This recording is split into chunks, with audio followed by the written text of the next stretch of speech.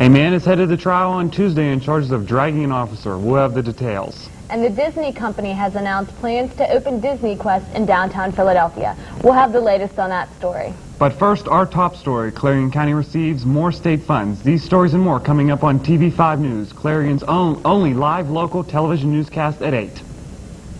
This is TV5 News, bringing coverage closer to home. Good evening, I'm Mark Despotakis. And I'm Tracy Campbell. Clarion County is set to receive more state funds. $21,000 in state reimbursements is heading to the county. The money will be used to help finance the county's budget.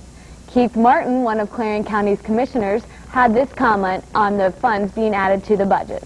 Trying to come up with a balanced budget right now. We started out when we did the tentative budget about $650,000 short. We have the department heads and row officers come in and give us their wish list.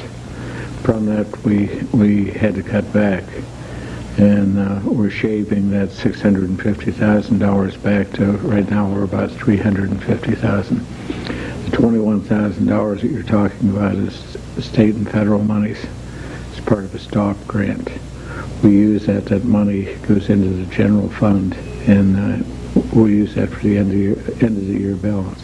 Now, exactly what is the STOP grant issue? County officials hope to have the budget balanced by the end of 1998. An 18-year-old woman was rushed to UPMC Presbyterian Hospital in Pittsburgh last night.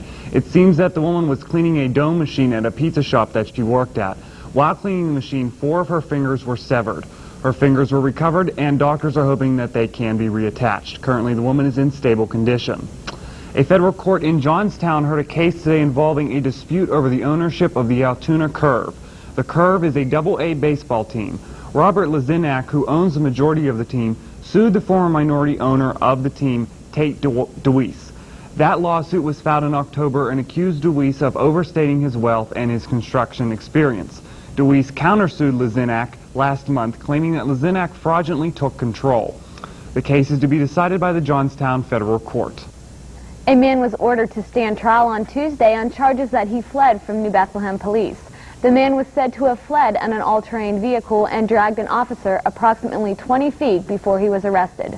Donald Brown had been charged with aggravated assault, recklessly endangering another, fleeing or attempting to elude a police officer, driving while his operating privilege was suspended, and a number of summer traffic charges.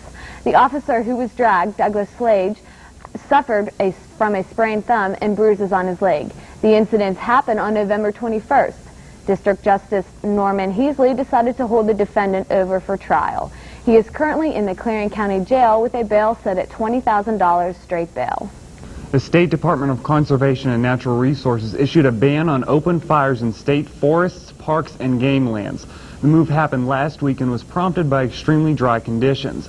The conditions of the ban are: all fires built on the ground, contained or not, are banned, and smoking in the areas is also banned. Fuel-fired lanterns and stoves are acceptable under the terms. Also from the State Department of Conservation and Natural Resources, a trade delegation from Mexico met with the DCNR earlier this morning. The discussion centered around ways of protecting open spaces and improving parks in Mexico. While the Little League is getting bigger, it is set to expand in 2001 with the Little League World Series expanding to 16 teams. The teams will compete over 9 days in 2 stadiums. This will be the first expansion for the championship series since 1947. The series, which is for 11 and 12-year-old players, began in 1939. Now a TV5 News update. Updating a story we covered last night. The driver who was injured in an incident along 8th Avenue and Wood in Clarion was identified as Ronald Schimpf. Schimpf is 64 years old and from Clarion. During the accident, Schimpf's car was airborne north of Liberty Street. The car struck at least 3 trees and trapped Schimpf inside the car. Schimpf was taken by medical helicopter to UPMC Presbyterian Hospital in Pittsburgh. The man is still listed in critical condition. The new Staples development along State Route 68 is ahead of schedule. The Staples Office Products building is expected to be finished by January of 1999. The accompanying strip mall is expected to be finished shortly after that. Among the tenants that are slated to enter the strip mall are Sally Beauty Supply, Dollar Tree, Rent-to-Own, and a hair salon. Dollar Tree will have the biggest space in the mall. Two former Allegheny executives are accused of raiding restricted funds at two hospitals to pay off a bank loan. Officials from Forbes Health System and Allegheny Valley Hospital have filed a motion in U.S. bankruptcy court to try to recoup the $65 million loss. The former CEO and former chief financial officer are accused of taking the money last April. About 50 doctors, nurses, and emergency medical service workers gathered in the state capitol rotunda this morning. They were urging Governor Tom Ridge not to sign a bill that would repeal Pennsylvania's 30-year motorcycle helmet law. The group says that more lives are saved and fewer injuries are suffered by those who wear helmets than those who do not. Ridge has not made a decision on whether or not the bill should be signed. When TV5 returns, the Stanford Art Gallery announces a winter viewing. We'll have the pictures from the gallery. And plus details of a new McDonald's. Plus more state and local news. Stay with us.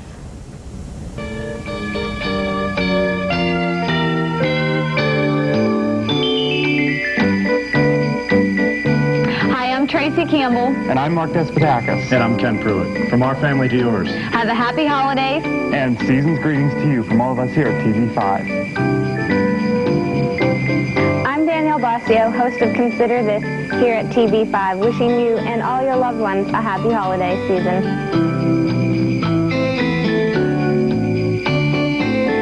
Wilshire Flower and Gifts is your one-stop shop for all your holiday needs. Whether you're looking for seasonal flowers, wedding flowers, soap flowers, or plants, they have it all. Plus a vast array of gifts, ranging from dolls, balloons, fruit baskets, and plush toys.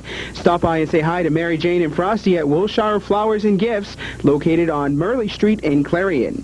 Wilshire offers same-day delivery. Phone 226-7070 or 1-800-833-3571. Visa and MasterCard accepted. Now open, it's the hotspot of Clarion. Not only are we a full-service tanning salon, but a coffee shop too. We offer many different kinds of pastries, bagels, cookies, and hand-dipped ice cream. We also have soup, sandwiches, and salads too. In addition to the food, we offer tanning either by the package or individual sessions. If you're in a rush for lunch, then fax your order to our lunch bus line at 227-1931. That's Clarion's newest hotspot, located at the bottom level of the 800 Center. Phone 227-1908. Open Monday through Friday, 7 a.m. until 9 p.m., Saturdays from 9 a.m. until 5 p.m., and Sundays from 10 a.m. until 5 p.m. Well, do you remember the scare that happened at the C&K Coal Company in Sligo earlier this year? Well, the men charged with stealing nearly a ton of explosives from C&K have been sentenced. The leader of the three men involved, Jerry David Wattell, will spend the next 18 months in a federal prison. This comes after a hearing in Pittsburgh with District Justice Donetta Ambrose. The other two men involved were also sentenced, receiving 3 years of probation for their part in the theft. The Walt Disney Company has unveiled plans to open a 5-story high-tech entertainment center in downtown Philadelphia. Disney Quest will have a variety of virtual reality and interactive fantasy adventure games. In a news conference at Philadelphia City Hall today, Disney said that they hope to attract about 1 million visitors a year to the complex. The new building will anchor a $150 million development that will hopefully jumpstart the tourism and entertainment industries in Philadelphia. The project is expected to be open in the summer of 2000. State police have clarified information that they want regarding a 1997 murder of Cynthia Ann Graham. A woman wrote an anonymous letter to the state police describing conversations heard between the individuals. The letter was said to have discussed Graham's murder and apparently took place between May 21st and June 8th of this year. Graham's body was recovered from the Clarion River on May 21st. Graham was discovered nude in the river. Police would like to find the woman who wrote the letter in hopes of getting the information for the investigation. The Sanford Art Gallery in the Marwick Board Auditorium is holding a student exhibition. The exhibition features the work of John Hamilton and Stephanie Porter. Both students are seniors at Clarion University. For more information about the exhibit and the viewing hours, call 226-2412. Two women accused of alarming Alzheimer patients at the Taylor Nursing and Rehabilitation Center are asking a Lackawanna County judge to dismiss a charge of stalking. The defendants, Michelle Smith and Linda Brown, argue that the testimony presented at their preliminary hearing does not show their actions put the patients in fear of bodily harm or cause them substantial emotional distress. These are two requirements of the stalking charge. Other nursing home employees brought the accusations against the two women, both who have been fired. A judge has received legal briefs in the case and will decide whether the stalking charge and accompanying charges of harassment should be upheld. Welfare to work laws will begin taking effect next spring in Pennsylvania. Welfare workers are realizing that the state will need help to reach out to those affected. One link could be churches and synagogues. That possibility was raised at a conference on welfare in religious communities at the Community College of Philadelphia yesterday. And in Clarion University news, are you afraid of computers? Have you ever wanted to take a computer class but couldn't fit class assignments in the campus labs that everyone seems to complain about? Well, the Clarion Call reports that the Computer Information Science, Communication and Art departments collaborated and opened up a new computer lab in Marwick-Boyd. This new lab is geared toward multimedia applications. Art, CIS, and communication majors will also have programs targeted towards their fields. It allows for in-class instruction with a top-quality projection system and hands-on work where professors can view a student's progression each class period. The lab is only allowed to be accessed by those students who are enrolled in specific classes that are aimed toward the lab or classes that contain curriculum that can be enhanced by the lab. The lab will have an open house on December 15th from 7 p.m. until 10 p.m. Environmental officials are ordering Pittsburgh and 3 of its eastern suburbs to clean up excess sewage that has been contaminating the Monongahela River and one of its tributaries. The State Department of Environmental Protection says that the city and the boroughs of Edgewood, Swissvale, and Wilkesburg have 3 years to fix the sites where raw sewage is getting into the waterways. Pollution triggered by storms last year caused the Allegheny County Health Department to issue health advisories on 45 days of recreational boating season. A new McDonald's restaurant is set to open in Monroe Township. The new Hamburger Palace is set to open on December 15th. The new restaurant will allow employees to better serve its customers. One new feature of McDonald's is that the food you order will be made when you order rather than pre-made food. That ensures freshness. The new process will take around a minute, so it still will be fast food. By the way, McDonald's on Main Street will remain open. I'm glad to hear the one on Main Street remain open. It's closer for me. Up next, Patty will let us know how the weekend weather is looking. Standing out from the crowd is easy when you stop in at Fashion Bug, located in a Clarion Mall. Whether you're looking for junior trendy, girls, or fashion for women, they have it all with many different styles. With our newly expanded shoe and accessory department, you're surely to find that special touch to enhance that new outfit. And if you have a fashion question, our experts are here to help. That's Fashion Bug, located in the Clarion Mall, just off Exit 9 of Interstate 80. Open Monday through Saturday, 10 a.m. till 9 p.m. Sunday from noon till 5. Fill your tummy with the things that are yummy at the Donut Hut. Our menu not only offers a variety of donuts, but many new items such as bagels and English muffins. The Donut Hut also offers a daily lunch special for only $1.95. Stop by on Mondays and receive a small coffee and 2 donuts for 99 cents. Thursdays offer a 10% discounts to students. That's the Donut Hut, located on Main Street in Clarion. Open Monday through Saturday, 5 a.m. to 8 p.m., and on Sundays from 5 a.m. to 6 p.m. Tell them that you saw this commercial on TV5 and receive a free donut at the place with donuts and a whole lot more. Patty Boberg joins us now in the Weather Center with your TV5 forecast. I'm Patty Boberg from the TV5 Weather Center with a look at your forecast for the remaining of the week. It is looking as though the snow is going to hold off until later this week or even early next week. As you take a look at the first map, all of the precipitation basically cleared away today. A cold front is continuing to push right off to the coast, though, and behind that, a high pressure is building in. And that's really giving us some clouds for tonight. On the next rad radar, tomorrow is going to be clear and is going to bring that cold front directly to us. We're going to see a lot of sunshine. Clouds will move into the area tomorrow evening, possibly along with rain. Taking a look at the extended forecast, tonight will remain fair with a low of 27 degrees. Tomorrow, partly cloudy with some sun showing through. High 44, low 29. Friday is going to be partly cloudy, high 41, low 31. Saturday has a chance of showers, mostly cloudy with a high 44, low 31. And finally for Sunday, it's going to cool down along with possible snow flurries, low 42, high 31. That's a look at your TV5 Weather Center forecast. Now back to Tracy and Mark. Thanks, Patty. Well, I guess it is time for the temperatures to begin cooling off a little bit. Moving on to national and international news, Lycos is no longer just a website to direct consumers to buy other things on other places on the internet. Today it became a digital department store featuring about 4,000 specialty items from such companies as Wine Enthusiast, Pier 1 Imports, and Sharper Image. On Capitol Hill, a moderate Republican is telling Congress it's a bad idea to impeach President Clinton. Former Massachusetts Governor William Weld has testified before the House Judiciary Committee today. Weld testified against impeaching Clinton. Today was the second day of President Clinton's defense. According to a Clinton spokesman, the president is pleased with how things are going.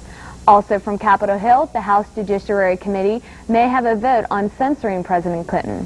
Republicans on the committee favor impeachment, while Democrats favor censure.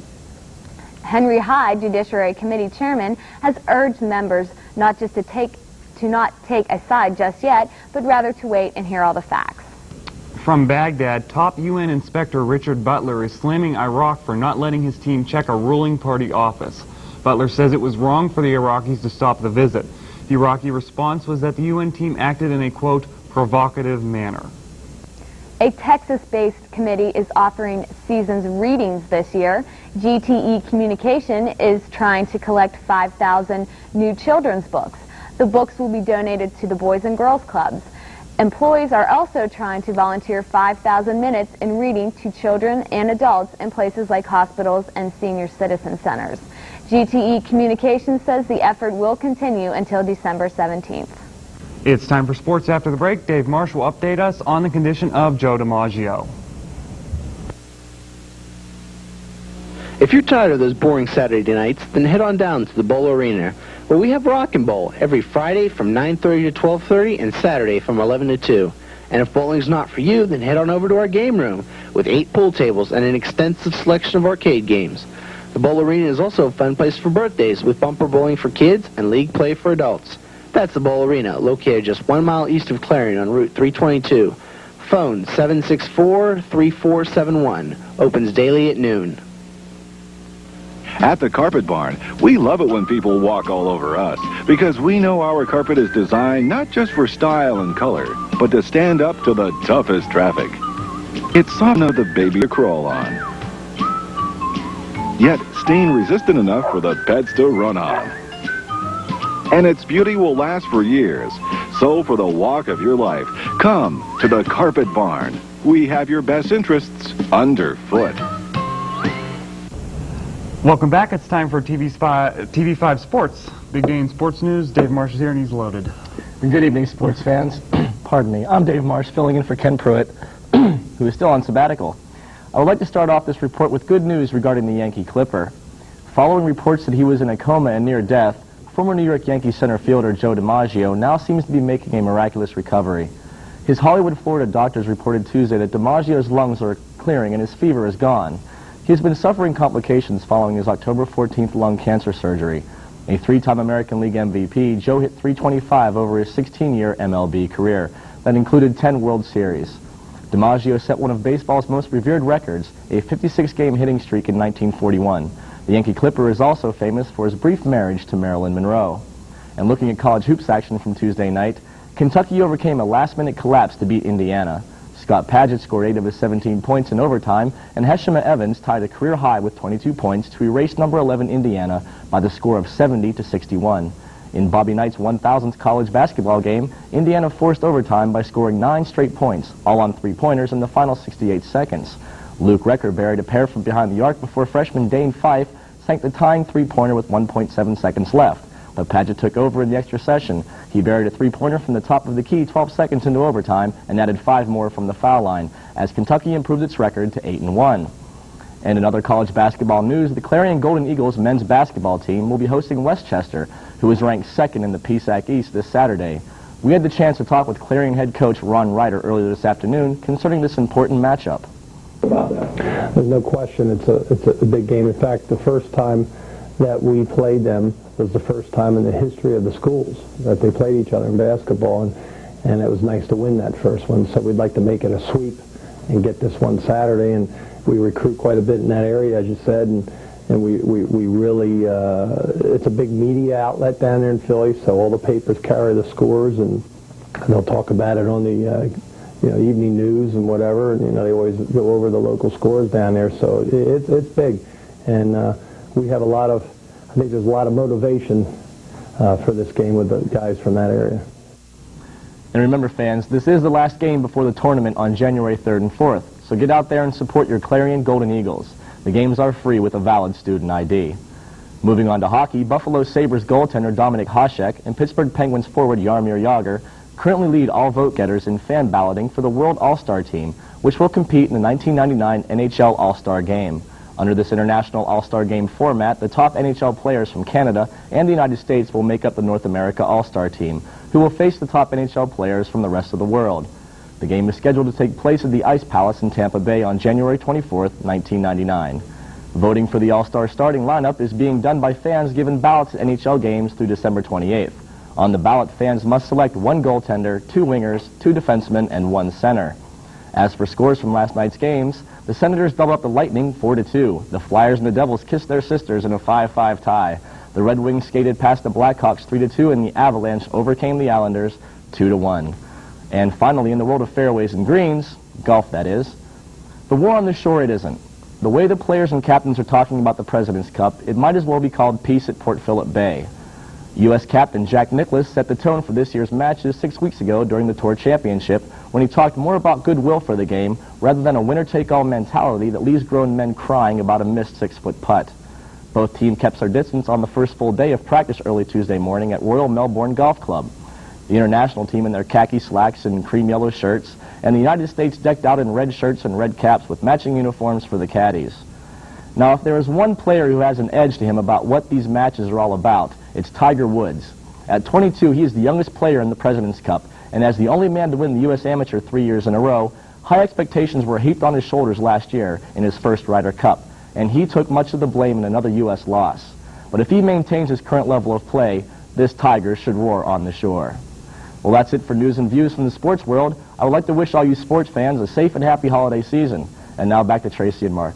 All right, Dave, one quick question. How's Ken doing? Ken's doing much better. Hopefully he'll be back after the break. Until then, we're telling him to lay off the frozen food. That's great. Okay. All right, thanks. In entertainment news, former NBC reporter Arthur Kent and the Fox Network have to be hoping that their Egyptian tomb doesn't turn out to be another Al Capone's vault.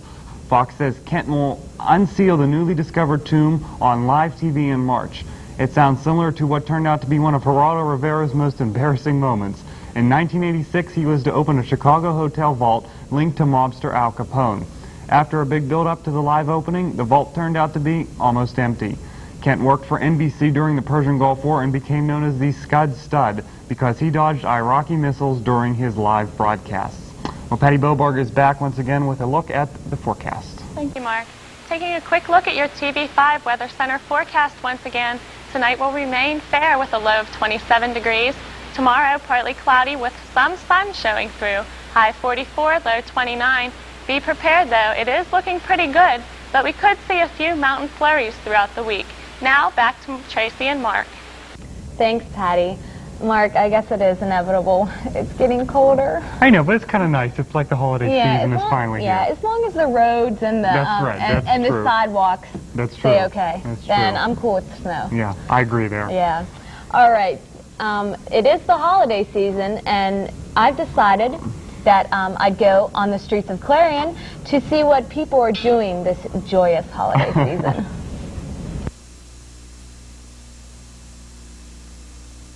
A lot of wreaths and Christmas trees and so on. First time I've been away from home for Christmas. Just going to be with friends. First time without my family. My family will be here.